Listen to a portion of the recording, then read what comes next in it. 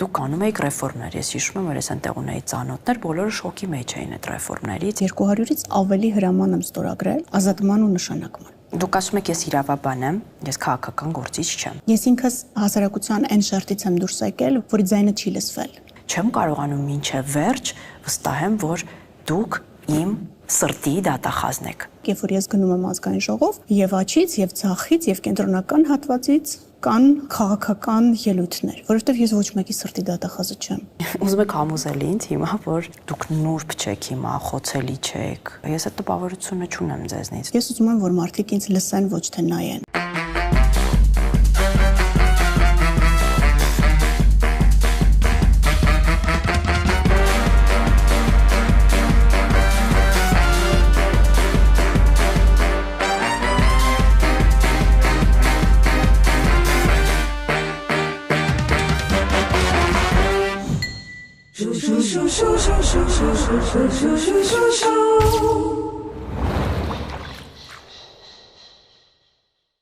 Ոնց եք։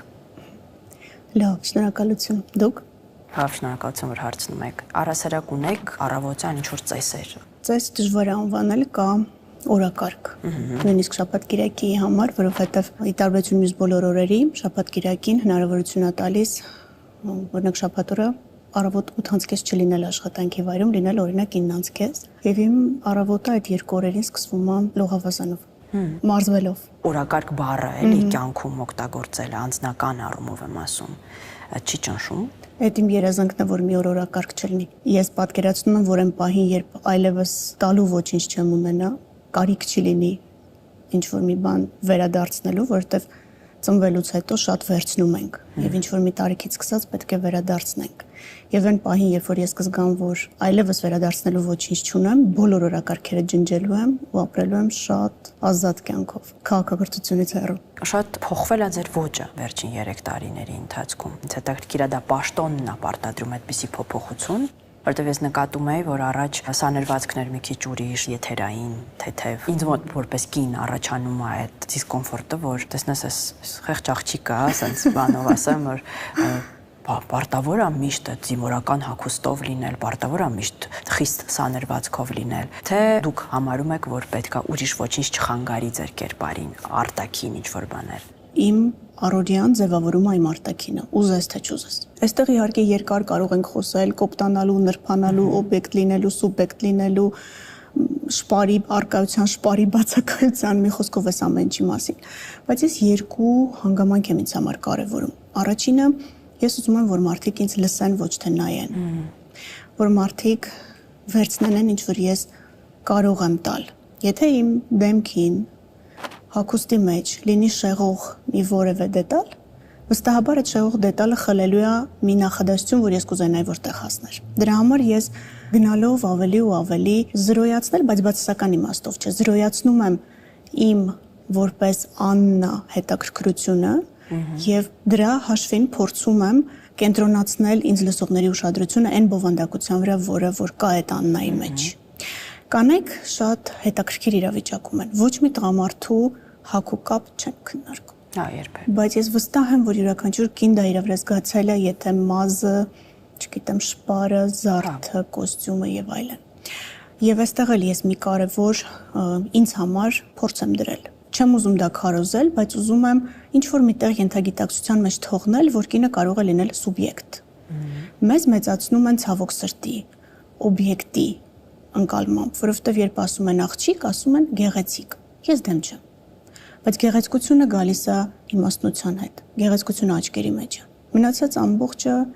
ոչնչանում է ժամանակի ընթացքում։ Դրա համար իմ ոճային փոփոխությունը նաև այդ իմ փորձն է, որը ես ուզում եմ մի 15 տարի հետո հետ նայեմ ու տեսնեմ աշխատեց թե չէ։ Ինչ որ միտեղ մի գիտակցության մեջ մնաց, որ կարգին, որը ուներ բովանդակություն, չուներ տղամարդկային գծեր, հա, որովհետև շատ դժվար է լինել տղամարդկանց մեջ ու չդառնալ տղամարդ։ Այդտեղ էլ մենք շատ հետաքրքիր հա բան ունենք, մարտահրավեր ունենք որպես կին։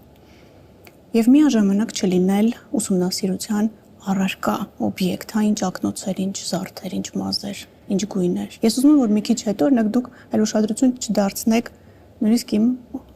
ակնոցների շրջանակի ձևին, որովհետև դա այլ ձեզ չհետաքրքրի, դուք լսեք ինչ որ ես ասում եմ։ Չէ, բայց հետաքրքիրն է, որ երբ որ դուք մտաք, առաջինը ինչ ես նկատեցի, որ դուք գեղեցիկ եք։ Ես, որտեվ ես էկրաններից այն կողմ այդ չէի տեսել, այդ պայծառությունը, ձեր աչքերի ձևը։ Մտածեցի գեղեցիկ կին է։ Քանի որ մենք շատ անձնական զրույց սկսեցինք, ես ուզում եմ մի փորձառությամբ կիսվել, որը չեմ պատմել։ Ոնց որ բոլոր աղջիկները, երբ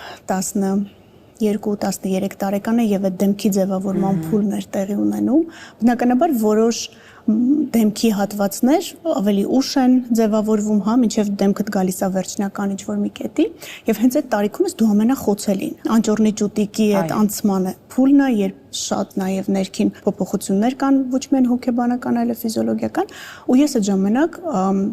շատ մեծ բարդույթ ունեի իմ դեմքի որոշակի հատվածների հետ կապված, ոնց որ բոլոր հայ աղջիկների մոտ վստահ եմ այդ քթի պատմությունը կար։ Ու զզվացրել էի ծնողներիս, որ իմ քիթը ինձ չի սազում, հատկապես որ իմ ընտանիքի բոլոր անդամների քթի ձևը տարբեր է իմինից։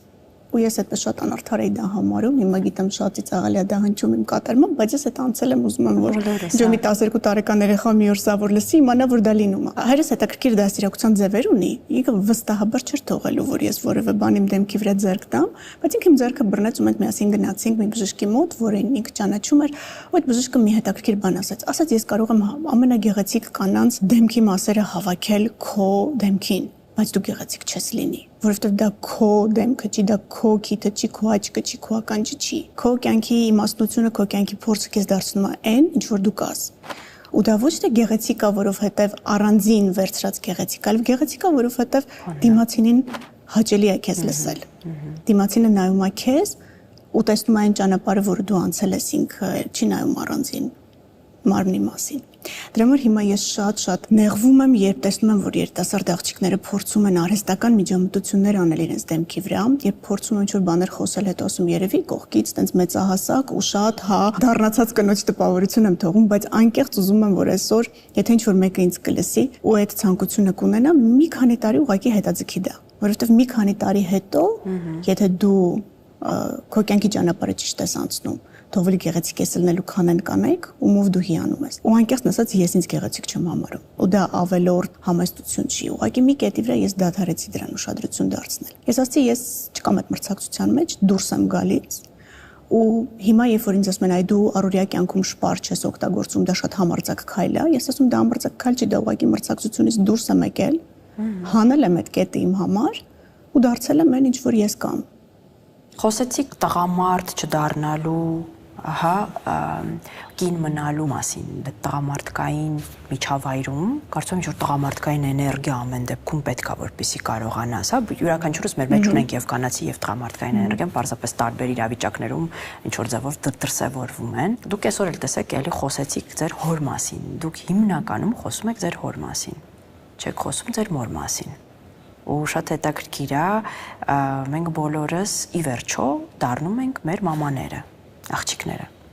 Ինչքան էլ շատ բաներ քեզ դուր չի գալիս, շատ բաներ դուր է գալիս, ասում ես ես տենց չեմ լինելու, մեկ էլ երեխայիդ հետ խոսում ես ու տեսնում ես, որ ասեցիր նույն բանը, ինչ որ մամադ քեզ ասում էր, ձեզ վրա, ինչպես հասկանում եմ, հորազդեցությունն է մեծ, դրա համար էլ դուք ունեք այդ կամքը, այդ կամայնությունը, այդ զսպվածությունը միգուցե, ու կարողանում եք այդ միջավայրում կայուն տոկուն մնալ, Ես կուզեի մի քիչ ձեր մոր մասին խոսեինք։ Շնորհակալ եմ, իսկապես մայրիկի մասին խոսելու առիթ շատ չի եղել։ Իմ մայրիկը արտաքնապես ես նման եմ մայրիկիս, բայց մենք շատ տարբեր ենք աշխարհընկալումներով։ Մայրս նուրբ կին է։ Մայրիկս շատ կին է ու շատ կանացի է։ Մայրիկս հոգատարության ու խնամքի անընդհատ կարիք ունեցող կին է։ Մայրիկիս ազդեցությունը ինձ վրա եղել է հակառակը։ Ես տեսնելով մայրիկիս կանացիությունը, նրբությունը եւ դրա հաշվին իր խոցելիությունը, այդ երիտասարդ տարիքում, երբ որ ամեն ինչ անում ես հակառակ, ինձ համար եղել է, որ ես այսինչ չեմ լինելու։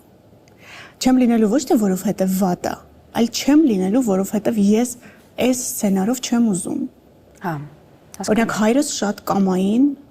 ուժեղ, դոմինանտ տղամարդ է։ Եվ այդ կամայնությունը, որ կա, դա ենթադրում է փափուկ եւ նուրբ կնոջ արկայություն։ Խոսքը չի գնում ընտանեկան անհավասար դիրքերի մասին, խոսքը գնում է այդ դերաբաշխման մասին։ Իմ ընտանիքում մյուս բոլոր կանայք, ովքեր իմ ճակատագրի վրա ազդեցություն են ունեցել, իրենք էլի կամային կանայք են, բայց կանայք, որոնք գործում են անուղակի, ոնց որ գետի տակ գետ, ներքին ջուր, որը հոսում է։ Դա էլ ինձ համար անընդունելի, այդ հեճուկսի դեպքերից էր, որովհետև ես ասում եմ, ես դες չեմ ուզում։ Ես չեմ ուզում ասեմ մի բան, ենթադրվի դրա հակառակը։ Ես չեմ ուզում անտեսանելի ձեռք լինեմ։ Ես ուզում եմ ոչ թե ուղղակի ինձ տեսնել, ես ուզում եմ ինձ լսեն։ Ու այդ երկու բացառելու, երկու կանանց տեսակը բացառելու ձգտումը ինձ դարձրեց այն, ինչ որ ես կանգնացրեց այն ճանապարհին, որը ես անցա։ Եվ իհարկե դոմինանտը դա հայրիկիս դաստիարակությունն է, որովհետև ինձ թվում է հայրս էլ էր էքսպերիմենտ դրել։ Գուցե ինքը սպասում էր, որ առաջնեկը տղա պիտի լինի, կամ ուզում էր ինքն էլ իր հերթին իր նախնիներին ցույց տալ, որ մենակ տղամարդիկ չի, որ լիդերներ են դառնում։ Ես չգիտեմ իր մոտիվները, գուցե մի օր ավելի հանգիստ ժամանակ կլինի կհարցնեմ, բայց իր դաստիարակությունն էլ մեծ դերակատարություն ունեցավ այդտեղ, օրինակ, շատ շուտ վերցնել պատասխանատվություն, չլացել, զուսպ լինել, հավաքված լինել, անարդարությունը տեսնել ու տենց գլխապատառ չգոռալ, նայել թե այդ անարդարության հետ ոնց է պետք աշխատել, լռել, երբ որ հասկանում ես, որ գոռոցը տեղ չի հասնելու, գոռալ, երբ որ պետք է գոռալ։ Եվ այսպես ինձ թվում է այս բոլոր գործոնների սիմբիոզը բերեց նրան, որ ես դարձա ինչ որ ես կամ։ Ուզում եք համոզել ինձ հիմա, որ դուք նուրբ չեք հիմա, խոցելի չեք։ Ես այդ տպավորությունը չունեմ ձեզնից, դուք ինչքան էլ որ ձեր պաշտոնը պահանջում է, միգուցե այն աշխատանքը, որ կատարել եք մինչև այդ պաշտոնը նաև, միգուցե միջավայրը, մասնագիտությունը նույնպես, հա, ես երբեք չունեմ այդ տպավորությունը ձեզնից եւ հիմա առավել եւս, որ դուք նուրբ կին չեք, ձեր ձայնը, ձեր խոսելավոճը, ձեր շարժու ձևը, ամեն ինչը հենց այդ նրբության, ուզում եմ ասեմ, որ շատ հեռու չեք գնացել ձեր մամայից, հա, միգուցե այդ շատ լավ համադրություն է կամքի եւ նրբության։ Դուք ասում եք նրբության մասին, հա, որ կարող ես լինել դիմացկուն ու նուրբ, այո։ Նույն ռոյալի լարերը դրված են շատ ամուր, չէ, թուջից պատյանի մեջ, բայց այդ լարերը անընդհատ նուրբ են, ձգված են, պրկված են եւ զգայուն են։ Դրա համար այդ ձեզ մոտ այդ ընկալումը իհարկե վստահ եմ, որ կա, որովհետեւ ես էլ եմ հասկանում, որ երաժշտության դասերը, պարի դասերը, արվեստի դասերը դրանք հենց այնց չեն անցել, բայց դրանք բոլորը ամուր պաշտպանված են այն կամքով, որ ինձ անհրաժեշտ է։ Որտեվ եթե ես այդ նուրբ լարեր ուղակի բաց դաշտում կամ երկնքի տակ դնեմ, իրենք երկար նուրբ չեն մնա։ Մենք այսօր չենք խոսի քաղաքականությունից, որտեղ սա քաղաքական զրույց չի, բայց դուք քաղաքական գործիչ եք եւ մենք չենք կարող կողքով չանցնել։ Փորձենք ձեր անձի մասին խոսել այդ կոնտեքստում։ Դուք անում եք ռեֆորմներ, ես հիշում եմ, որ ես այնտեղ ունեի ծանոթներ, բոլորը շոկի մեջ էին այդ ռեֆորմներից, ես հիշում եմ առաջին մեծ շոկը նոր տարվա կորպորատիվին ռեստորանային քեֆի փոխարեն մարդիկ պետք է նստեին եւ լսեին համերգ, դասական երաժշտություն, խորոված քյաբաբ ուտելու փոխարեն ու բարելու փոխարեն, բամբասանքը այնտեղ շատ էր եւ դուք փորձեցիք մաքրել ինչ-որ մարդկանց, որպեսզի մի քիչ կարողանաք օդը մաքրել, հա, ինչ-որ չափով, այսինքն եւ մարդկային ինչ-որ բաներին էիք կպնում, հա, եւ ինչ-որ գլոբալ փոփոխություններ էիք անում։ 3 տարի անցել է արդեն, ձեր սպասումները ձեզնից արդարացել են, կարողացել եք փոխել ներսը։ Մի դիտարկում, ինչեւ հարցին պատասխանելը, ես քաղաքականությունից շատ հեռու եմ։ Շատ։ Հեռու եմ եւ իմ աշխարհայացքով եւ իմ մասնագիտական հետաքրքրություններով եւ դա այսօրվա որոշում չի։ Ես շատ վաղուց ինձ համար որոշել եմ, երբ իրավաբանությունը դարձավ իմ կյանքի ուղենիշը, ես ինձ համար որոշել եմ, որ ես իմ մասնագիտության մեջ պետք է ձգտեմ դառնալ լավագույնը։ Մարդիկ փորձեն պնդել, որ իրենք քաղաքական գործիչներ են, ես կարծում եմ, որ քաղաքական գործիչ լինելու համար պետք է ունենալ անցած ճանապարհ, պետք է ունենալ բավարար կրթություն, որը չի սահմանափակվում քաղաքագիտության ֆակուլտետի 4 տարիներով, եւ պետք է ունենալ ահռելի ծավալ կարդացած գրականության եւ մարդկային հոգեբանության իմացության։ Դրա համար ինձ համար շատ դժվար է ինձ անվանել քաղաքական գործիչ։ Ես իրավաբան եմ։ Եվ ես ձգտում եմ իմ մասնագիտության մեջ լինել լավագույնը, դա իմ այս կյանքի համար իմ որոշումն է։ Ռեֆորմների հետ կապված ճիշտ եք նկատել, ես երբ նոր մուտք գործեցի դատախազություն, ֆիզիկապես մտա շենք, ես հասկացա, որ դա այն դատախազությունը չի, որը ես տեսել եմ դրսից։ եւ շատ կորպորատիվ երևույթներ, որոնք կային, ինձ համար ոչ միայն անընդունելի էին, այլև ես հասկանում էի, որ այդ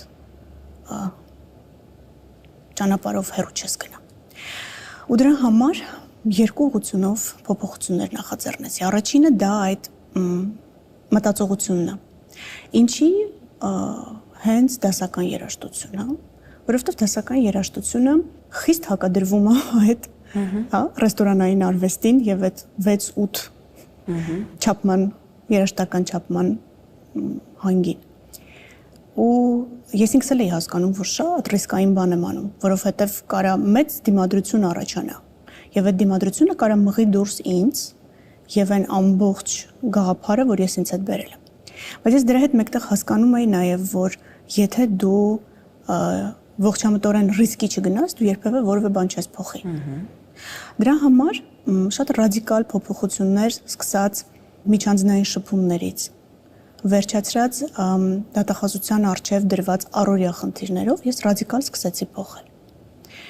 Մարդկանց հետ զրույցում ես հաճախ օգտագործում եմ իմ ենթականների հետ շնորհակալություն բառը։ Ինձ բոլորն ասում էին խելագար ես, գլխավոր դատախազը երբեք շնորհակալություն չի ասել։ Այս էլ ասում եմ, ես մեկն ասում եմ։ Ու դա էլ էի հասկանում, որ կարող է դիտվի որպես թուլություն։ Ես գիտեի, որ այդ նուրբ լարերը, որոնք ես այդ պահին ցույց եմ դնում, իրենց թիկունքում ունեն այդ ամուր պատյանը։ Այսինքն այն պահին, երբ որ պետք լինի մասնագիտական կտրուկ որոշում կայացնել, ես այդ որոշումը ունակ եմ կայացնելու։ Ունակ եմ կայացնելու ոչ թե որովհետև արկածախնդիր եմ, չէ։ Ուղղակի իմ մասնագիտության մեջ հասել եմ մի կետի, որը ինձ այդ հմտությունը տվել է։ Դրա համար ես չէի վախենում շատ հաճախ հիմա այդ արտակուստ խոցելիությունը ցույց տալ։ Ու երբ միջոցառումից հետո ինչ որ մարդիկ մոտեցան ու սկսեցին հարցնել, իսկ ով էր դաշնակահարը, ես հասկացա, որ էքսպերիմենտը ստացվեց։ Լավ, հիմա խնդրում եմ ինձ ասեք, դատախազների քանի տոկոսն է լսում դասական երաժշտություն ու ինչ ա փոխվել իրանց մոտ։ Ինձ հետաքրքիր է այդ էքսպերիմենտները արդյունք տալիս են, թե դրանք մեծ ցանկություն են ուղակի ու ինչ որ բան փոխելու, այդպես էլ մնում է ցանկություն։ Ճիշտ է։ Շատ բաներ լինում են մեր մեծ ցանկությունները, որոնք մենք կամք չենք ունենում անելու։ Ես շատ միամիտ կլինեի, եթե ես կադրային փոփոխություն չանեի։ Եթե ես այն մարդկանց, ովքեր սովոր են ինչ-որ մի ձևաչափի, գայի ու ասա, ես ձևաչափով ենք անելու։ Այդ ալիքը ուղղակի կմղեր կշպրտեր դուրս։ 200-ից ավելի հրաման եմ ստորագրել ազատման ու նշանակման։ Եվ դա չեմ արել գիլյոտինի սկզբունքով։ Դա չեմ արել յուրայինի եւ ոչ յուրայինի սկզբունքով։ Ինչ սկզբունքով։ Ես վերցրել եմ 6 ամիս ժամանակ եւ տարբեր առիթներով ասել եմ, որ մենք բոլորով ունենք 6 ամիս։ Դուք ինձ հասկանալու, ես ձեզ։ Ես ունեմ առաջնահերթություններ, որոնք պատկերացնում են, որ մենք պետք է ունենանք։ Օրինակ, երբ որ ես ասացի պետական շահերի պաշտպանություն, բոլորս ինձ զարմացած նայեցին ինձ վրա, ինչ է։ Բայց դա դատախազության առաջնային գործառույթն է։ 6 ամսվա ընթացքում ես ուշադիր նայում էի, թե կան արդյոք մարդիկ, որոնք այդ գաղափարները կիսում են։ Եվ ներսում կային մարդիկ։ Այդ մարդիկ բնականաբար նկատվեցին, բայց այդ մարդիկ մեծ տոկոս չէին կազմում։ Ու մենք սկսեցինք շատ մեծ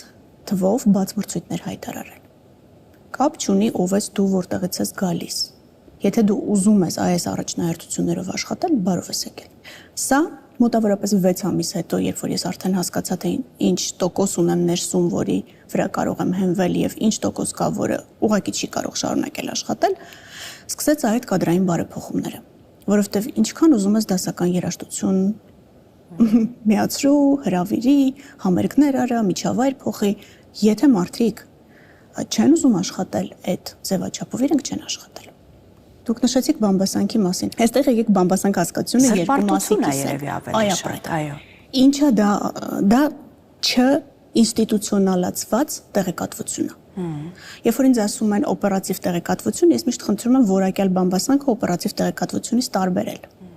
Որովհետև մենք շատ հաճախ, երբ որ ասում ենք օպերատիվ տեղեկատվություն, ի նկատի ունենք ինչ են տարբեր մարդիկ տարբեր տեղեր խոսում։ Այո։ Եվ այստեղ մի շատ լավ հեքիաթ կա Անդերսոնի այդ հավի բմբուլի պատմությունը, գիտեք, որը գնում մյուս հավանոցում դառնում է չգիտես ինչ։ Այստեղ երկու բան կա։ Երբ որ մենք վերլուծում ենք մարդկանց, օրինակ հանրային կերպարների, ես շատ լավ հասկանում եմ, որ մեր հարցազրույցից հետո բազմաթիվ մարդիկ սկսելու են իմ մասին խոսել։ Դա նորմալ է։ Ես չեմ կարծում, որ դա բամբասանք է, բայց դա չի դառնում այդ մարդու ճակատագրի վրա ազդող տեղեկատվություն, որը հարմար պահի, պատեհ պահի մի հատ պատեհապաշտ կհասցնի տեղ մեր մոտ այս ոչ ինստիտուցիոնալ տեղեկատվական հոսքերը տարիներ շարունակ քանդել են պետական համակարգը։ Հիմա իմ կարծիքով շատերը կասեն դե չխոսում ոնց կարա տենց լինի, բայց դա իսկապես այդպես է։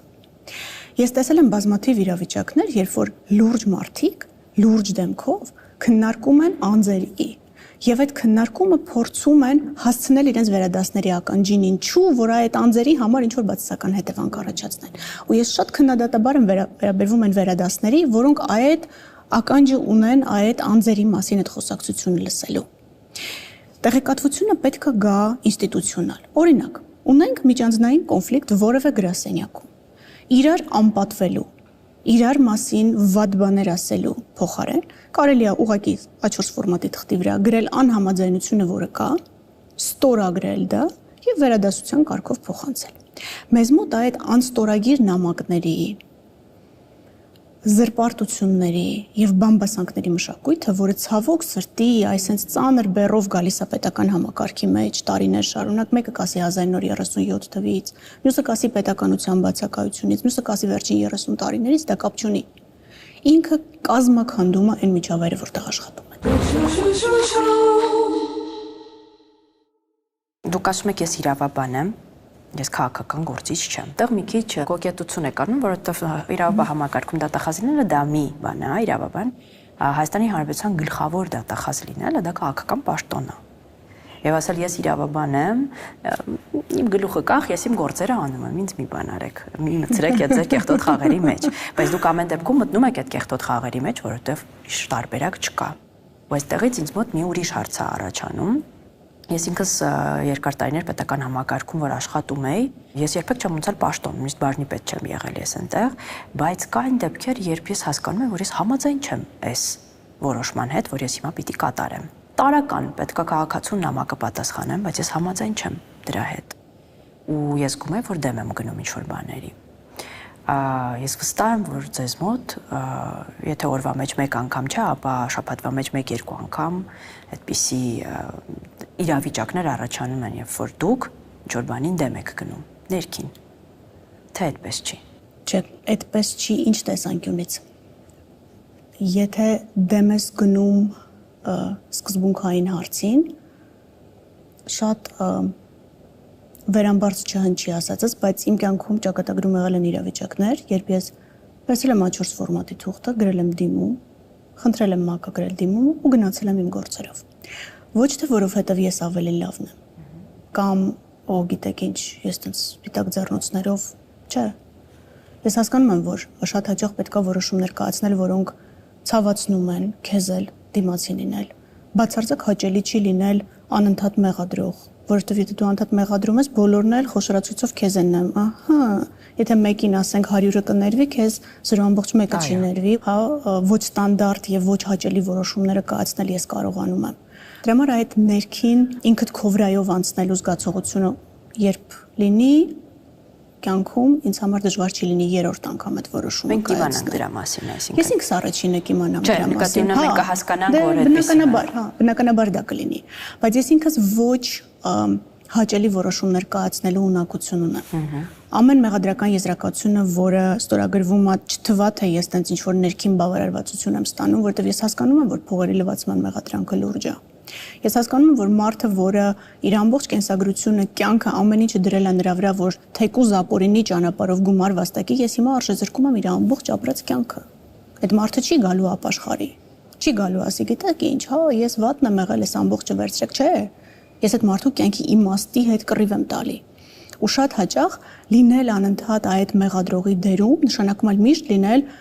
հեքիաթի վատ հերոսը։ Ու ես դրանից չեմ վախենում, որովհետև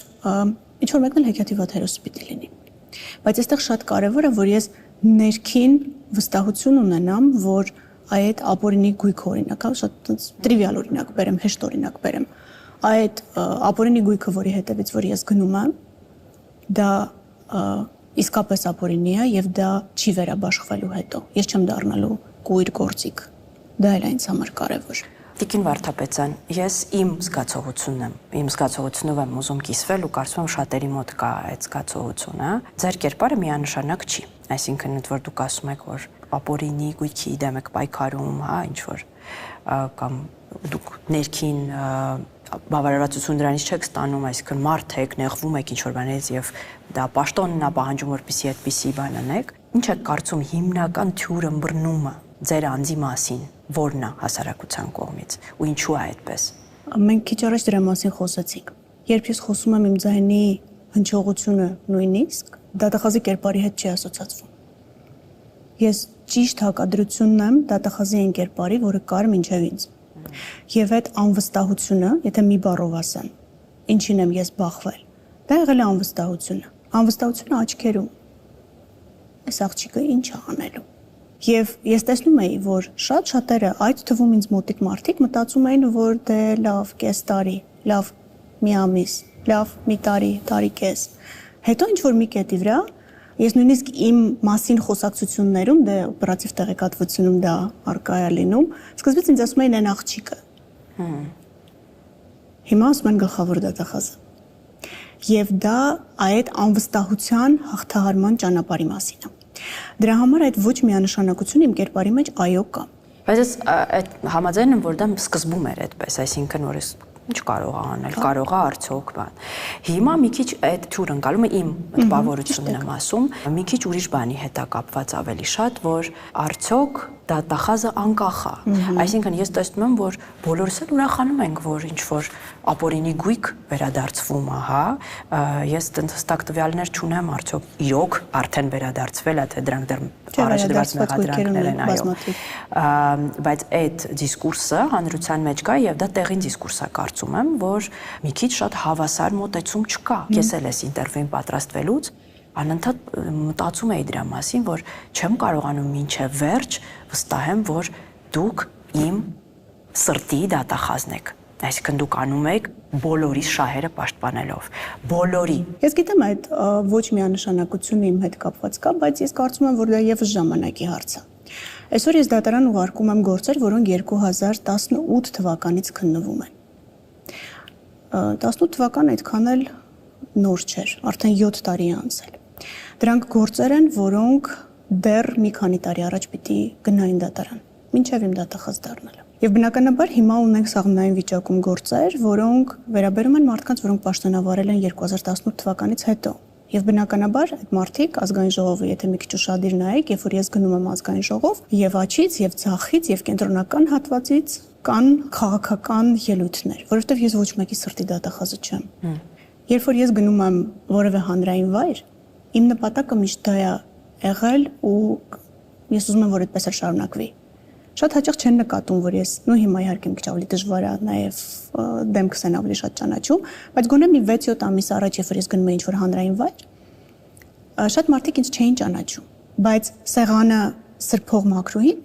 անպայման ինձ ճանաչում էր։ Ես ուզում եմ այդ մարդկանց սրտի դատախազելն։ Ու դա էլի կոկետություն չի, որովհետև ես ինքս հասարակության այն շերտից եմ դուրս եկել, որի ձայնը չի լսվել։ Բայց ես շատ երկար պայքարել եմ, որ չդառնամ հասարակության այն շերտը, որը ուզում է ուրիշի ձեռքերով կրակից շագանականի։ Շատ հաճախ այսօր շատերն ուզում են իմ ձեռքերով կրակից հանեն շագանակներ, բայց իրանք դա չեն ուզում անեն այդ սեղանը մաքրողու համար։ Իրանք դա ուզում են անել, որ իրենք զբաղեցնեն այդտեղ։ Ու շատ լավ է, որ դուք չեք հավատում ինձ մինչև վերջ, գիտեք ինչի։ Որտեվ թե դուք ինձ մինչև վերջ հիմա հավատեք, նշանակում է, որ ես 3 տարվա ընթացքում հասցրել եմ անեմ ինչ որ պիտի անեմ ու կարող եմ արդեն հանգիստ օրակարգերս փակել ու գնալ։ Բայց ես ուզում եմ այնքան ժամանակ, ինչքան դեռ ինձ հատկացված է ծառայելու Հայաստանի Հանրապետությանը, գուցե կգա այդ օրը ու դուք էլ ինձ հարցազրույցի կհրավիրեք ու այս խոսակցությունը հիշելով հələ կանդրադառնանք դրա վստահում եք, հավատում եք թե չէ, բայց ես ուզում եմ, որ ես այն մարդկանց համար լինեմ ճանաչելի, ովքեր իրականում լսելի չեն։ Ես ոչ մեկինը չեմ։ Այդ ժամանակի ընթացքում կգա։ Բայց ես ուզում եմ, որ այն քրեական գործերը, որ ես ուղարկում եմ դատարան, լինեն անխոցելի։ Իսկ դա պահանջում է ժամանակ։ Դուք անում եք ամեն ինչ, որպեսզի արդարադատությունը լինի հավասար բոլորի համար։ Դա իմ նպատակն է։ Ես դրան եմ ձգտում։ Ես չեմ կարծում, որ ինչ որ մի կետի վրա ես կասեմ, որ գիտեք ինչ, ես 100% ամեն ինչ արեցի։ Բայց իմ վեկտորը աշխատանքի կարծում եմ կբերի անդառնալիության կետի դատախազության համար։ Ես ինչի եմ դատախազության մտածողությունը փոխում, որ ինչ որ մի պահից դատախազները քչին էլ համաձայն չլինեն։ որ դիմադրություն լինի, եթե փորձեն հետ դառնալ այն վիճակին, որը կար։ Դրա համար ես ուզում եմ իսկապես լինել այն փոփոխությունը, որի մասին ես էի երազում։ Երբ որ մի տեղ է, երբ որ իմ ձայնը չէին լսում։ Վերջում ես ուզում եմ ձեզ տալ կարճ հարցեր ու ուզում եմ, որ կարճ էլ պատասխանեք այդ հարցերին։ Երբ եք վերջին անգամ լաց եղել։ Օգոստոսի 2-ին։ Ինչի։ Տատիկս որոշեց, որ այլևս այս երկրի վրա չի ուզում քայլի։ Ինչի մասին եք երազում։ Ներքին խաղաղության։ Ինչից եք վախենում։ Ուզում եմ ոչ մի բանից չվախենալ, որովհետև համարում եմ, որ կյանքի նպատակն է, որ վերջում անվախ կանգնես նրա առաջ, ով քեզ արարել է։ Բայց ունեք վախ այս պահին։ Շատ վախեր ունեմ։ Ամենամեծ վախը որն է։ Ինքս ինձ կորցնել աղմուկի մեջ։ Ինչպես են ձեզ հիշելու։ Ես ուզում եմ, որ ինձ մոռանան։ Ինչի։ Որպեսզի կերպարից չկարչեն եւ իմ հետ չկապեն բաներ, որոնք ինձ բնորոշ չեն եղել։ Դա բոլոր հիշված մարդկանց խնդիրն է։ Ես ուզում եմ մնային, ինչ որ ես արել եմ ու ջնջվի այն ամեն ինչ, ինչ որ կապված է իմ որպես Աննայի հետ։ Ինչպիսին է միջին վիճակագրական հայը։ Պայքարող։ Եթե ձեր կյանքին մնար 5 րոպե ինչ կանեիք։ Ձեզ հետ կշարունակեի հանգիստ զրուցել։ Շնորհակալ եմ շատ այս խորը կանացի եւ նուրբ զրույցի համար։ Ես եմ ձեզ շնորհակալ հրավերի համար, անչափ։